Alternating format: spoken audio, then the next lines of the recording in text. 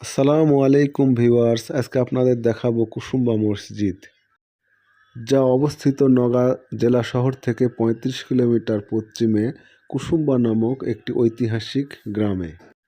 এই মসজিদটি নির্মাণ করা হয়েছে ৬৬৬ হিজরি বা ১৫৫৮ থেকে ১৫৫৯ খ্রিস্টাব্দে।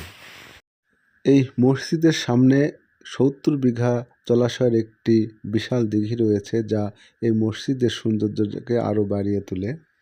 এই মসজিদটি ইটের তৈরি হলেও এর দেয়ালের বাহিরে এবং ভিতরে কালো পাথর দ্বারা আবৃত। এই মসজিদের ৩টি প্রবেশদ্বার ও ২টি জানালা রয়েছে।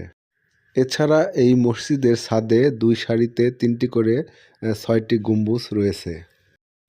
এই মসজিদটি নির্মাণ করেছে আফগান শাসন আমলে শের বংশের শেষ দিকে সুলতান গিয়াসউদ্দিন বাহাদুর শাহের আমলে জনৈক সোলাইমান কর্তৃক এই মসজিদটি নির্মাণ করা হয়।